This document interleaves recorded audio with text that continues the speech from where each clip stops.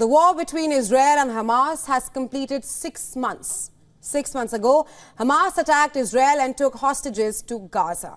In retaliation, Israel launched an offensive against Hamas and hundreds of Israeli troops entered Gaza. Over 33,000 people, as per the Hamas government in Gaza, have died in the besieged strip so far. Now, a Hamas delegation is said to visit Egypt for fresh peace talks on a ceasefire. The group's deputy chief in Gaza, Khalil al-Hayya, will be in Egypt on Sunday.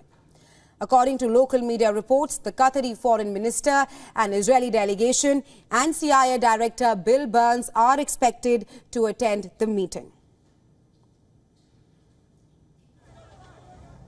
Hamas asserted its demand for a permanent ceasefire in the Gaza Strip. The demands also include the withdrawal of Israeli forces from Gaza, a return of the displaced and a serious exchange deal of Palestinian prisoners for Israeli hostages. In Tel Aviv, some 100,000 people demonstrated and rallied to demand the resignation of Israeli Prime Minister Benjamin Netanyahu. Demonstrators say they want an early election and return of the hostages who are in Hamas's captivity.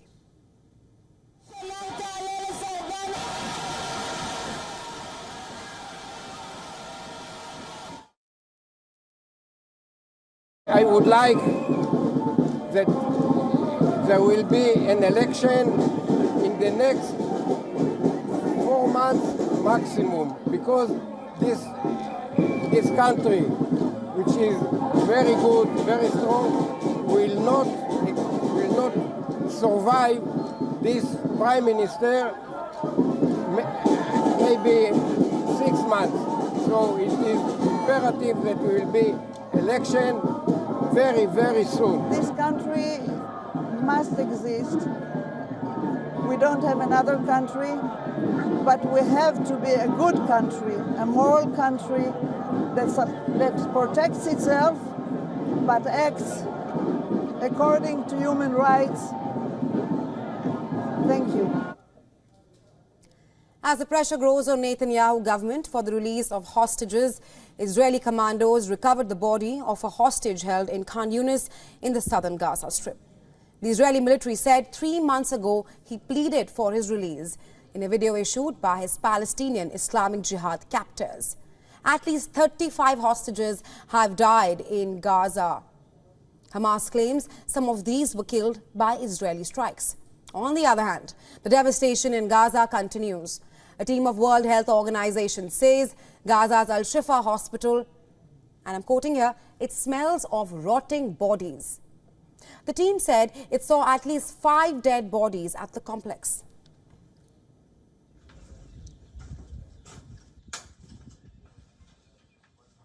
What you also see here in the yard of the hospital are the graves of people who have died. Some of them have been buried, some of them are not yet even buried. So you can see here, and in many other places, you can see the bodies that are rotting under the Gazan sun. This is horrible and this is unimaginable. This war should stop now. The United Arab Emirates and Egypt conducted another round of airdrop of crucial food aid. 2 UAE planes and 2 Egyptian ones dropped 82 tons of relief aid and supplies over isolated areas in northern Gaza. For more on this, we're now being joined by Adrian Calamel, fellow at Arabian Peninsula Institute, terrorism and Middle Eastern scholar and an author of forthcoming book on Hezbollah. He's joining us live from New York. Welcome to the show, Mr. Calamel. I want to first start by asking you that 6 months of the Israel-Hamas war, the devastation in Gaza continues. We now have fresh peace talks, which are set to begin in Egypt today. But this round comes days after the UNSC issued its first resolution for a ceasefire. How optimistic are you this time around for a permanent ceasefire?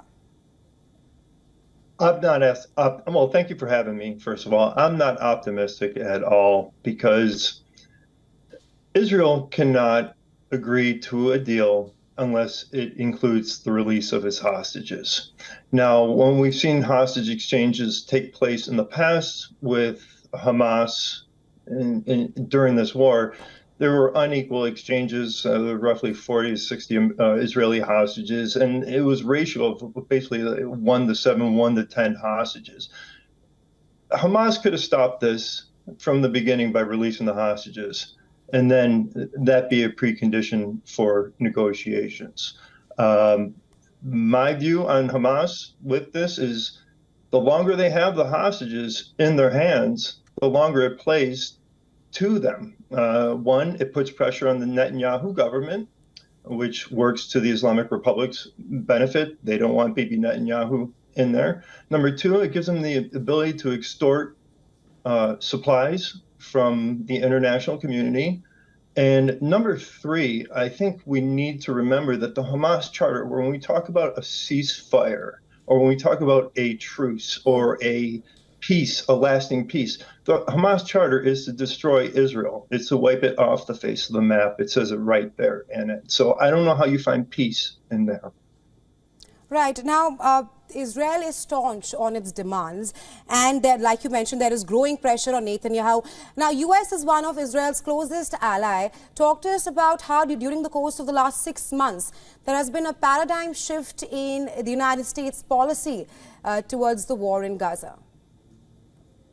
Well, I think there's several aspects to that. One, it's the Biden administration's placating of the Islamic Republic. They're still trying to work out some type of nuclear deal, and Hamas is one of their surrogates. There's also, you see the growing shift. We're in an election season in America, and Michigan happens to be a has a very high Muslim population, and it can swing an election. So the view is, at least from my perspective, is that Biden and certain individuals are pandering to get votes to these crowds. And that's why you've seen public opinion shift. I mean, the United States should be and stand by Israel as its ally and one of its longest standing allies. And